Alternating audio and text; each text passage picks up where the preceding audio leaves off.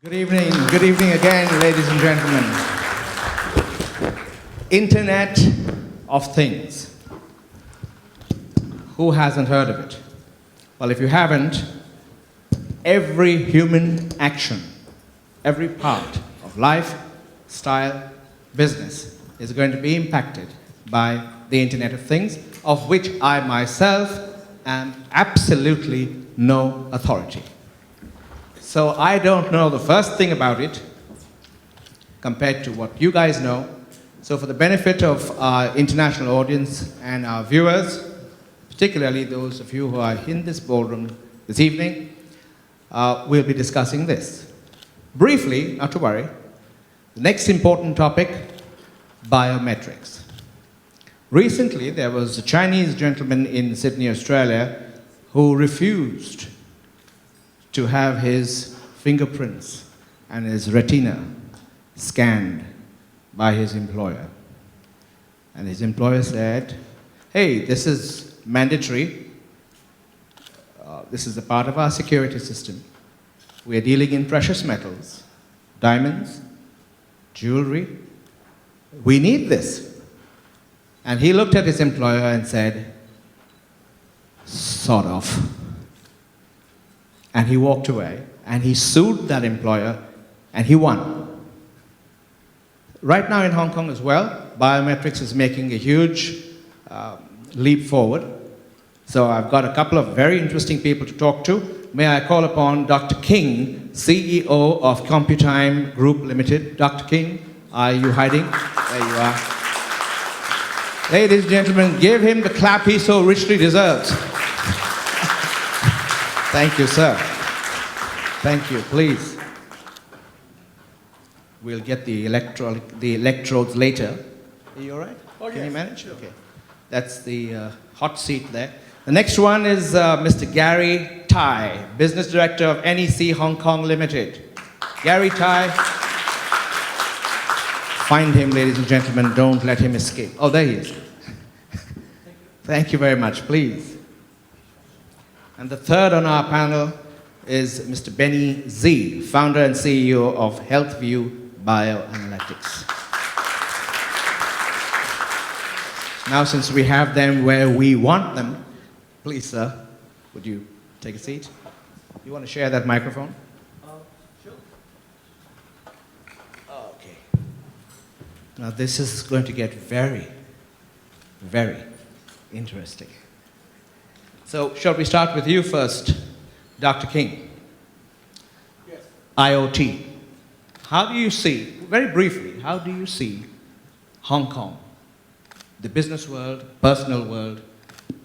What is the future of IoT 2020 and beyond?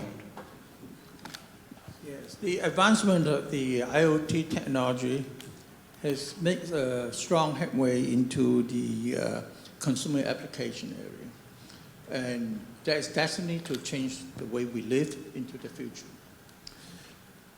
Closely followed behind is the IoT technology will make its way into the manufacturing area as well. This is also be a game changer and will also impact how manufacturing is done in the future. Since Hong Kong and China are very much involved in the manufacturing technology area, I think this is an area of interest and focus for Hong Kong as well. But how specifically, or as specific as you can get, will it increase productivity and security? That's what I'm really concerned about. Okay. Let's talk about safety in the workplace. That's one of the things that is important for any manufacturing enterprise.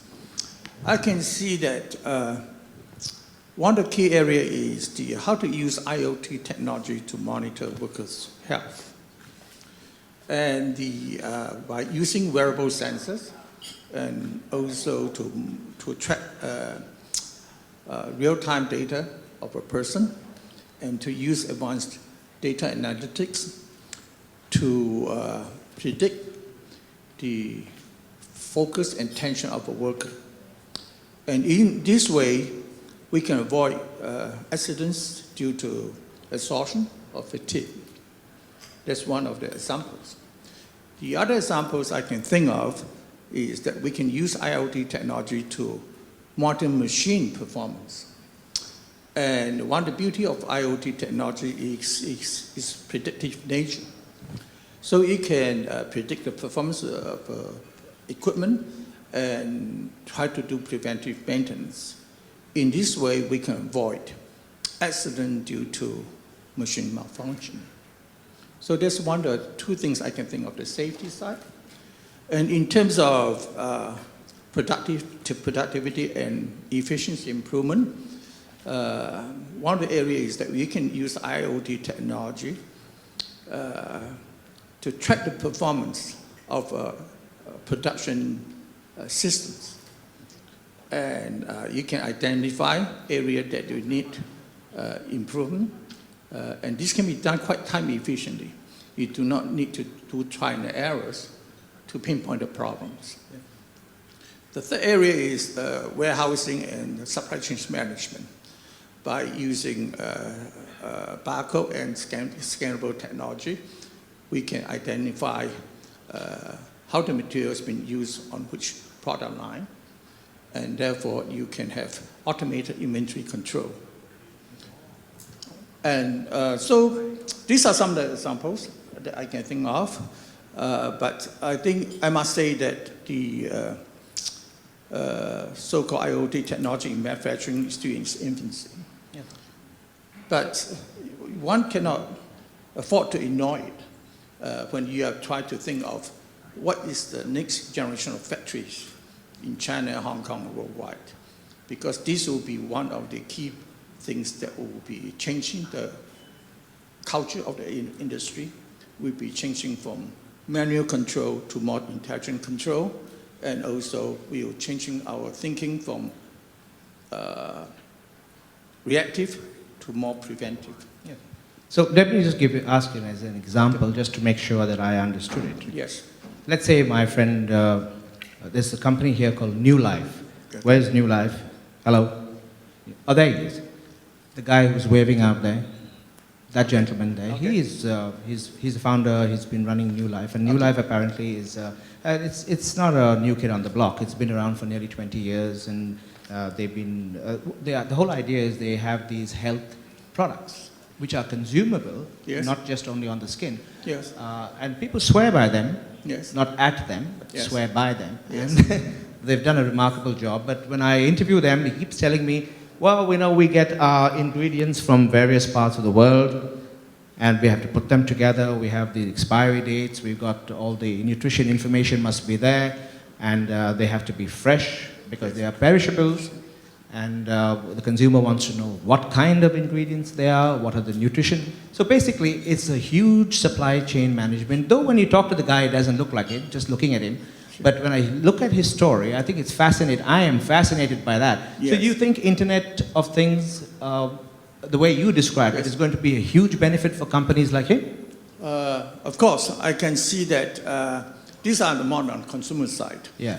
And I can see that, for example, some of the project we involved in our company is that we can able to detect DNA of a person. Oh dear. And try to scan it. And then storage into a storage device. And then when you go to a supermarket, you can just try to match it with the barcode and can see how suitable is this product for your health. Isn't that fascinating? Do you have any questions for him?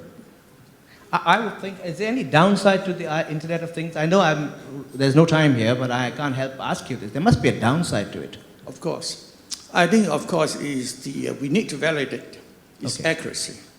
And also, it's a culture. People have to start believing it. Because this is a mindset as well, as one of the previous speakers says. One of the key things of introduce new technology, new thinking, is the mindset of the people. Now, we'll give you a short rest before I harass you again. And we'll go to Gary. Now, NEC is a huge technology giant. We all know that. Where is that fine line between security and privacy? Well, That's a good topic because every nation, every country, even within the same country, every city can have a different opinion about privacy and security.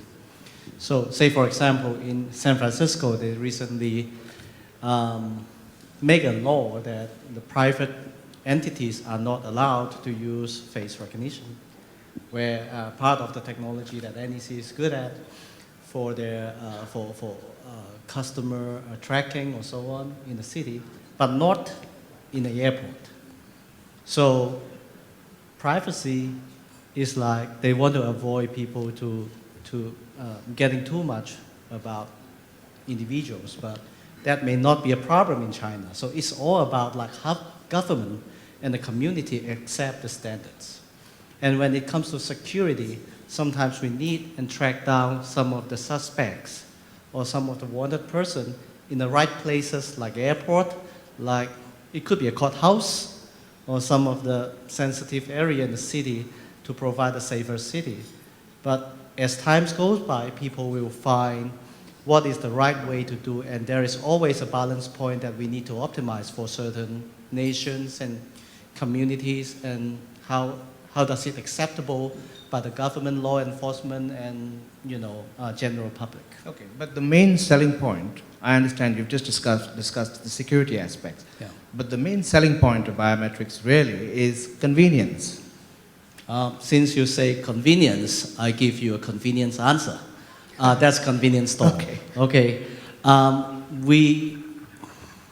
Earlier last year, we just launched a no-man store for 7-Eleven in Taipei. And that is a fully automated biometrics, and even we use certain sensing technology to know what the customer is looking at to address his or her concern. For example, I walk into 7-Eleven, they know who I am without necessary to really know who exactly I am, but know I got the membership, I got some credit in my account that I can buy things in the store. When I look at, say, an instant spaghetti, linguine, for example, in Hong Kong, we know how to cook instant noodle for sure. Everybody does that. But what about instant spaghetti? Instant macaroni is not so common in this community. So I look at this product, and the machine, the CCTV will know what am I looking at. And then the video will show me a short video tape of clip, like 50 seconds to educate me how to cook an instant macaroni or whatever pasta. Then I can find some new choices and bring home without having the shy to ask somebody a stupid question like how to cook this thing. Okay. Do you see this technology getting cheaper? Because at the end of the day, we know that the consumer has to pick up the bill. Right. So,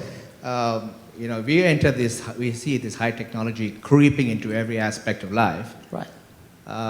It might factor itself into the price. Is that going to be cheaper, or as it Well, gets more widespread? Wages is going to be higher for sure. My boss doesn't tell me that. And we always have hard time to get people to work in the holidays and midnight. Okay. Like for example, some of the convenience store, they have to sacrifice the rent they pay because they cannot find anybody to work in the midnight. Maybe some of the other industry as well. Okay.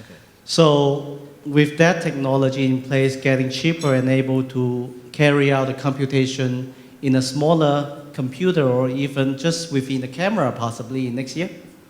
Yep.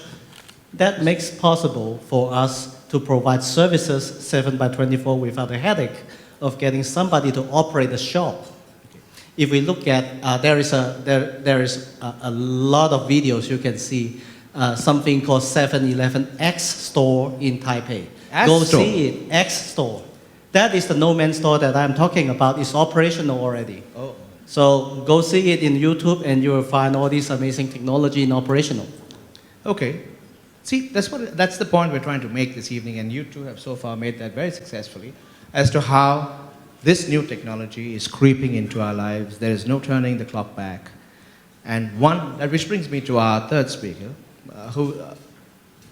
will hopefully throw some light on how technology, advanced technology, Internet of Things, biometrics, what have you, is getting into the health area. Because I came to Hong Kong in '92, and from then I've been lectured to by my Hong Kong Chinese telling me prevention is better than cure, and after that they finished the last bottle of cognac. So it's important to know whether we are okay and where we're heading, right? Please. I think the saying has been there for a long time, but actually nobody is doing it. And the reason that people are not doing it for prevention is because, for example, Hong Kong is a medical-oriented society. So a lot of people feel that medicine will do miraculous things, so they don't care. If they have money, they can change the liver, change the kidney, change everything, right? So that's the mentality. But actually, if you look at the whole world, the global burden of diseases, actually, we could not afford this, very high-end technology in medicine for the whole world. So if you think about health equity, it's getting worse and worse. So if you look at WHO, the whole world, there's a lot of pain because we don't have enough resources to actually deal with everybody's pain. So in order to improve the whole world health, we need to have a better solution. And that solution is basically, everybody knows it, is prevention. And how to do it is the issue. So our company actually assess risk of stroke and dementia way before the disease onset, years before. And the technology has been, from university research, and it's already there. So we know who has the higher risk, and you can do something. And in diabetes has already been done in a randomized clinical trials that lifestyle change is better than metformin, better than drugs, and better than placebo. So those has been done. People can change the lifestyle, and you get much better life without diabetes in your life. Okay, but they want to know now. Hong Kong Chinese, they say, come to the point. So if I wanted to know, after hearing you, which I think I probably am a candidate for all these things, and I just want to know how far, it's not a question of if, it's a question of when. Right now, actually, me. For you, actually in Hong Kong, we are lucky because the technology is now developed in Hong Kong and offered in Hong Kong. So through your company? It's my company. So using just a retina image. What's the website? Because this is being broadcast. HealthView Bio. It's HealthView Bio. ViewBio. Yeah. So .com. .com. Yeah. Okay. So using just a retinal image, we can tell you the pathology in your brain, whether you have risk of having small vessel disease and dementia in a few years. So if you have the risk, it's not the end of the world because you still have time to change your lifestyle to reverse it. But if your disease is started, then it's too late because your brain pathology has changed. Okay. What is the age group? Is there any age group that, because I know I'm now coming up to my 27th birthday. I just want, you're not supposed to laugh. I need to know is there any age group that 40 and above, you can start. Oh, I have a long way for that. Yeah. And in Hong Kong, 65 years or above, actually more than 30% of people have high risk. Okay. But no disease, no symptoms yet. They will develop in a few years for some of the people, about 30%. Right. Ladies and gentlemen, thank you. A big round of applause for our panel. Thank you very much.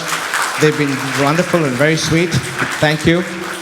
TechTalk finishes, and on to Luigi.